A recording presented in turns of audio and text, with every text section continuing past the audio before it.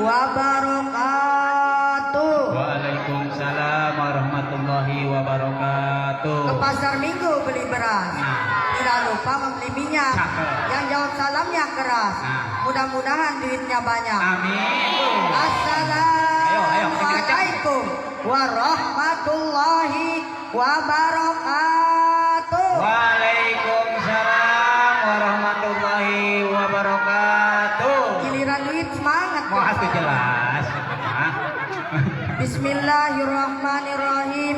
Alhamdulillahirabbil alamin. Wassalatu wassalamu ala asrofil anbiya'i wal mursalin sayyidina wa maulana Muhammadin wa ala alihi wa sahbihil mujahidin at-tahirin. Amma ba'du. Saudara-saudara kaum muslimin rahimakumullah. Pertama-tama dan yang paling utama, kita selaku hamba yang beriman, insan yang bertuah, kaum intelektual yang berilmu, patut seraya kita panjatkan puja dan puji syukur hadirat Allah yang Maha Ghafur, yang telah menggenapkan kenikmatan-kenikmatan diiringi dengan kemudahan serta ridhonya, sehingga pada malam hari ini kita dapat berkumpul bersama dalam rangka acara ihtifalan. Salawat serta salam selalu tercurah limpahkan kepada junjungan alam, yakni Habibina wa Syafi'ina wa Maulana Muhammadin, yang telah membawa kita dari zaman kegelapan menuju zaman terang benderang. Yang saya hormati guru kita semua, yakni Al-Ustaz Nurul Jamal dan Ustaz Mitra, beserta keluarga yang mudah-mudahan diberikan panjang umur, disehatkan badannya, dilancarkan rezekinya, dan disabarkan dalam mendidik kita semua. Amin amin ya robbal. Yang saya hormati bapak-bapak, ibu-ibu yang mudah-mudahan diberikan panjang umur, disehatkan badannya, dan dilancarkan rezekinya. Amin amin ya robbal. Dan tak lupa teman-teman yang saya cintai, yang mudah-mudahan dijadikan anak yang soleh soleha. Amin amin ya robbal. Saudara-saudaraku sekalian, berdiri saya di sini akan membahas sedikit tentang Isra Mi'raj. Pak, Bu, Isra Mi'raj itu peristiwa yang luar biasa banget. Coba bayangin, Nabi Muhammad SAW jalan-jalan malam ditemani malaikat Jibril. Kalau kita jalan malam biasanya kemana? Warung bakso, Indomaret, pameran, paling mentok-mentok di Pisangan Haji Unub. Sering lah. Nah, Nabi Muhammad diajak dari Masjidil Haram di Mekah ke Masjidil Aqsa di Palestina. Ini yang dinamakan Isra. Lalu naik langit ketujuh hingga ke Sidratul Muntaha. Ini yang dinamakan Mi'raj. Jadi Isra adalah perjalanan Rasulullah Muhammad SAW dari Masjidil Haram di Mekah ke Masjidil Aqsa di Palestina. Sedangkan Mi'raj adalah perjalanan Rasulullah naik langit ketujuh sampai ke Sidratul Muntaha. Kendaraannya juga bukan motor metik, apalagi sepeda listrik, tapi buruk. Buruk itu kecepatan lebih cepat daripada kereta cepat, lebih cepat daripada roket NASA, bahkan lebih cepat daripada kecepatan cahaya. Kalau buruk ada di zaman sekarang pasti udah viral di TikTok. Hadirin, sekarang saya mau tanya, ada yang tahu tanggal berapa Nabi Isra Mi'raj? 27. Isra Mi'rajnya Nabi tanggal 27 Rajab. Saya waktu kecil cepat sekali saya tahu sejarahnya Isra Mi'raj. Kenapa? Karena ibu saya nyanyi yang memperkenalkan itu. Gimana? 27 Rajab Nabi Muhammad Isra dari Masjidil Haram ke Masjidil Aqsa, ke Masjidil Aqsa.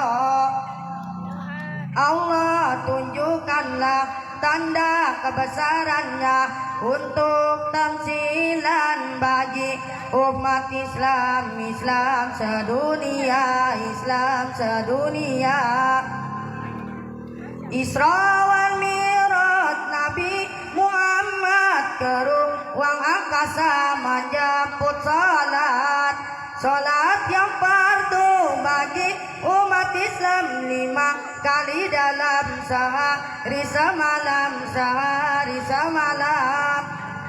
Wahai saudara muslimin beriman, tegakkan salat yang 5 waktu. Jangan lalaikan, jangan abaikan tiang agama, pembela dirimu, pembela dirimu. 27 Rajab Nabi Muhammad Isra dari Masjidil Haram ke Masjidil Aqsa, ke Masjidil Aqsa. Itu lagunya ibu-ibu dulu. Kalau lagunya ibu-ibu sekarang apa? Waktuku kecil aku gak tahu yang mungil-mungil. Apa gunanya lagu itu? Terusin aku. Yang mungil-mungil apa itu? Hadirin, mengapa sih Isra Mi'raj itu penting? Karena di Isra Mi'raj inilah Nabi Muhammad SAW menerima perintah sholat. Teman-teman tahu nggak? Awalnya sholat itu diwajibkan 50 kali dalam sehari. Coba bayangin, kalau beneran 50 kali dalam sehari, mungkin kita semua nggak sempat main bola, nggak sempat makan seblak, bahkan nggak sempat nyambut, nggak sempat nandur, nggak sempat nyarit, nggak sempat ngegiling. Untungnya Nabi Muhammad SAW bernegosiasi sama Allah dan akhirnya sholat jadi 5 kali dalam sehari. Ini nih bukti kalau Rasulullah sayang banget sama kita. Jadi kalau kita malah sholat itu kayak enggak menghargai perjuangan Nabi. Betul atau betul? Terutama bagi laki-laki yang jasmani masih kuat, kalau dengar azan langsung ke musola. Jangan diem baik kayak orang lagi digendam. Giliran ceweknya aja yang teriak-teriak baru panik. Ingat, yang dibawa mati itu amal, bukan ayam. Betul atau betul? Betul. Tangan. Iya, mantap. Nabi pernah bersabda, as-salatu miftahul khair, as-salatu miftahul jannah, as-salatu imaduddin. Salat kuncinya kebaikan, salat kuncinya surga, salat itu tiangnya agama. Jika ada di antara kita tidak salat, itu berarti tidak ada kunci surganya, tidak ada kunci kebaikannya, tidak ada tiang agamanya. Nanti di hadapan Allah ketika Allah katakan misalnya nih, hambaku ini puasamu, ini sedekahmu, ini silaturahmimu, ini semua amal-amal kebaikanmu, mana kuncimu? Berkatalah sang hamba, apa kuncinya ya Allah? Allah katakan kuncinya adalah salat. Sang hamba berkata lagi, tidak ada kunciku ya Allah. Allah berkata, kalau gitu kau tidak bisa menikmati semua amalmu. Kau hanya bisa melihatnya saja, kau tidak bisa mengambilnya, karena kau tidak punya password untuk mengambil ibadah-ibadahmu itu. Na'udzubillahi min. Maka keliru kalau ada orang berkata, gak penting sholat men, yang penting hatimu baik. Siapa nabimu bos? Kalau ada orang berkata yang penting hatimu baik, tanya siapa nabinya. Nabi Muhammad paling baik hatinya, Nabi Muhammad paling luhur akhlaknya, Nabi Muhammad sudah terjamin surganya. Tetapi beliau tetap sholat, sedangkan kita bukan nabi, bukan rasul. Surga belum jelas, amalan berantakan. Jangankan salat wajib, jangankan salat sunat, salat wajib aja masih tertinggal. Astagfirullahaladzim. Terakhir saya ingin mengingatkan kepada teman-teman dan diri saya sendiri, jangan pernah tinggalkan sholat. Karena ada jutaan manusia di alam kubur ingin kembali ke dunia hanya untuk bersujud kepada Allah. Jadi untuk closingnya adalah, sholatlah kamu di belakang imam sebelum disolatkan di depan imam. Takbir. Allahu Akbar. Baju putih sangatlah bersih, cocok dipakai ketika rapat. Cukup sekian dan terima kasih. Semoga bermanfaat. Kurang lebihnya saya mohon maaf bila ada kata-kata yang salah, itu datangnya dari diri saya. Bila ada kata-kata yang baik dan benar, itu datangnya dari Allah. Akhirul kalam. Wassalamualaikum warahmatullahi wabarakatuh. Waalaikumsalam warahmatullahi wabarakatuh.